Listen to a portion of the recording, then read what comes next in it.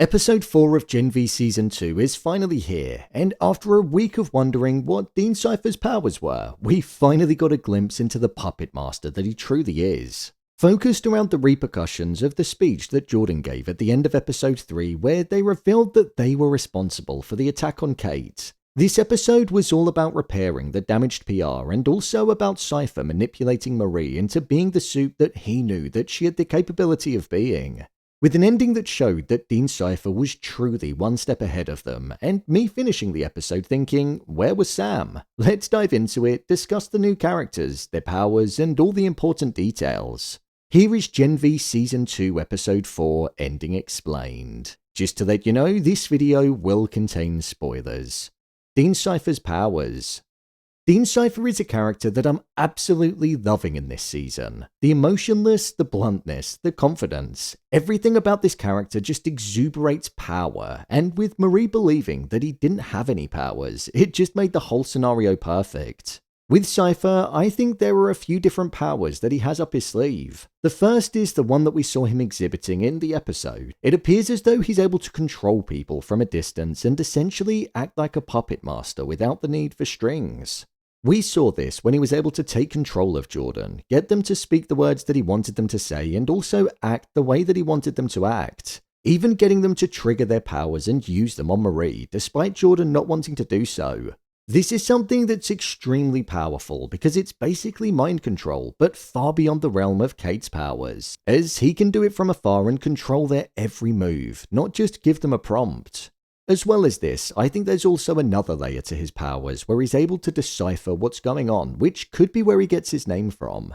If you think about it, he knew that Marie knew about Project Odessa and the fact that he was there in the room when she was born. He also knew that Cate had a hidden camera that was recording everything in the VIP box. He knew that Cate's powers hadn't truly returned, and him going to the bathroom makes me think that he also knew that something was going on with Emma in there.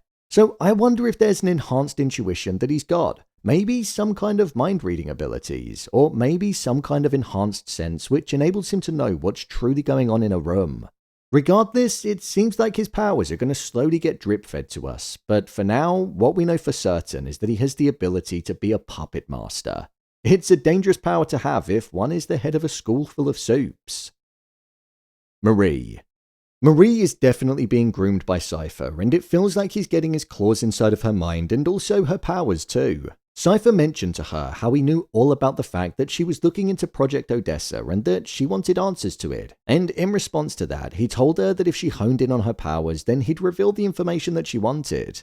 We saw how Marie's powers were amplified after just one session with Cipher, and she dropped the hand, felt the blood, and learned how to make people levitate by feeling every cell within a human's body. Something which she did end up utilizing on Jordan in the end. Cipher said to her that Thomas Godolkin dedicated his life to developing another level of supe, ones that were far more powerful than the existing ones that were out there which took the regular Compound V, even saying that the entire point of the school was to birth people like Marie through Project Odessa. She was even told that she had the potential to be the most powerful supe that there had ever been, even more powerful than Homelander. All she had to do was move the bags to the other side of the table, and if she was successful in doing that, then there were miracles that could be made beyond her imagination. So with him saying things like that to her, and her growing more and more responsive to the training and the praise that he was giving her, I think we could well see her drift from the group slightly, and her powers might end up being taken advantage of. Cipher might even be able to put Marie in contact with her sister, which is the thing that she ultimately wants most in the world.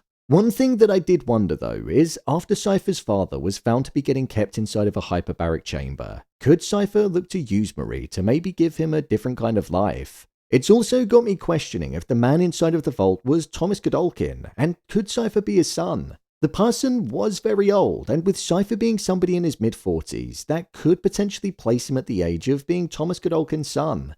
Could that also be why he was so invested in Project Odessa and why he's starting it back up now that he's become the Dean? Marie had to be in the most control possible when she was fighting with Jordan at the end, because if she wasn't, then Jordan would have ended up like Elon the Goat. Cipher was pushing her to her limit, and he got what he wanted out of her because her powers went beyond any point that they'd been before. I just wonder if she's going to want to get more of a taste for the potential of her powers, or if she's going to go against Cipher because of what he made her do. Jordan. Jordan was really feeling the weight of everybody hating them in this episode, and with them being paired up against Marie for the fight, everybody booing them reminded them of a nightmare that they had when they were a child. A nightmare following them getting their powers and everybody pointing at them and thinking that they were different. Honestly, I thought Jordan was going to die in this episode because we had them reminiscing on their family, Marie telling them that she loved them, and it all feeling very final. But as we saw, they were just used as a puppet by Cipher in order to get Marie to push her abilities to the next level. This fight wasn't about improving rankings or PR, it was all about pushing Marie. The haunting smile that Jordan had as Marie was lifting them was so frightening. The blood and V running through the veins and the paralyzed state that they were in made them unrecognizable. You could just imagine Jordan inside the shell that's their body that's been taken over, just screaming and trying to break free. I do wonder what's in store for Jordan in this season, but it really did seem like the hate that they were getting is something that's going to chip away at them, and over time, it might drive them into a depressed, helpless state where something bad could end up happening. Their nightmare from when they were a child has become a reality, and nobody wants to live in a nightmare. Jordan didn't even tell Marie that they loved them back in this episode, so I feel their mindset is already changing slightly. Outside of the fighting, we also saw Cate and Jordan make some kind of amends in the way that they were joking about times from when they were younger. Personally, I thought it was a bit too quick. On Cate's side, Jordan left her for dead, which is a bit unforgivable, and on Jordan's side, Cate orchestrated the attack on the school and was the reason why they spent so much time in Elmira, so I thought that was a little odd. Cate. During this episode, we saw that Cate was feeling the weight of not having her powers under her control, and also Cipher verbally abusing her every time that he saw her, and making her feel like she wasn't good enough. He's basically doing the opposite to Cate to what he's doing with Marie. With Cate wanting to know what was inside of the vault in Cipher's house, we saw her and Jordan go there and they found out that it was an old man that looked like he'd suffered with a large amount of burns. It's really got me thinking that it could well be Thomas Godolkin, because after all, in the lab, it did get set alight, so could it be him? Cate tried to manipulate Cipher after thinking that he was a human due to Marie not being able to detect the V in his blood. Cate was told to know her place or she'd lose it by Cipher. And with Cate's powers being redundant, her being compared to a human, and her also looking to try and expose Cipher for something that he's not, it's starting to look like Cipher might well be done with her for the time being, and she could get kicked out of the school. Emma. Emma's arc in this episode was one that was relatively wholesome. We're seeing a different side to Emma in this season of the show, and it seems like it's all about her looking to believe in herself and become the person that she knows she truly is inside. During this episode, we saw her working with Harper, Ali, and Greg in looking to get the camera to Cate. But on a deeper level, we saw her building friendships and her feeling like she had a purpose as she was trying to work on her powers. Ali's powers were shown to us, which was her having the ability to manipulate her hair, which was a rather odd one, but we did see it save the day on one occasion. And with Greg, her brother, it feels like there's going to be a romantic connection that's going to be present between both Emma and him. Harper asked Emma how she got big again after being small, and whilst it wasn't said, I feel like it was implied that she did it because she was thinking of Greg. So Emma has this new group of friends that are almost acting as the opposite to the Guardians and allowing her to be her true self just that little bit more, and aren't posing any risks or dangers. They're just wholesome for her. My review of the episode. As per usual, Gen V gave us another really solid episode of the show. I liked this one because the first three were relatively ambiguous, but this one provided a few different reveals, such as giving us a glimpse into Cipher's powers, us seeing who was inside of the vault, and Marie growing stronger.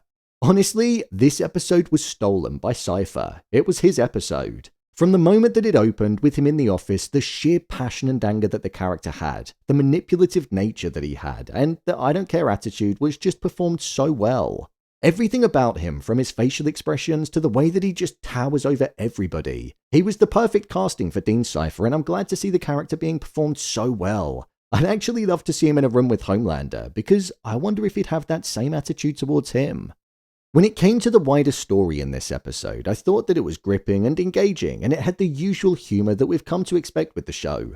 As wholesome as Emma's story is, it's probably the arc that I'm finding the most boring at the moment, so I do hope that one gets a bit more exciting as we move through the episodes. It was nice to see the likes of Cate back with the rest of the group, albeit feeling a bit premature and easily forgiven, but the team working together is what we're used to, and it's an environment that's familiar. One of my favourite scenes in this episode was the conversation between Jordan and Marie. There's not often many tender moments in the show, but seeing the vulnerability that Jordan had and the way that the criticism that they'd got had been impacting them was emotional to see. Like I said, I thought something bad was going to happen to them, so the show basically set something up to make us feel a certain way and anticipate something, then it just dragged us right back. I'm a huge fan of Gen V, but what I'd say this season is doing the most at the moment is making me really miss the boys, and it's making me look forward to that show returning on our screens for the final season. Technically, even though it's only been 2 weeks, we're now halfway through the season, and I think there's a well thought out story that's going to get carried through until its finale in 4 weeks' time. Marie's powers are growing stronger, Cipher has his control, and the Guardians are weakening. Let's just see how it all unfolds. So, there you have it, Gen V Season 2 Episode 4 Ending Explained. If you want to see more videos on Gen V Season 2 episodes being broken down, then check the playlist below. What did you think of this episode? Share your thoughts in the comments. As always, thanks for tuning into the video and I'll see you in the next one.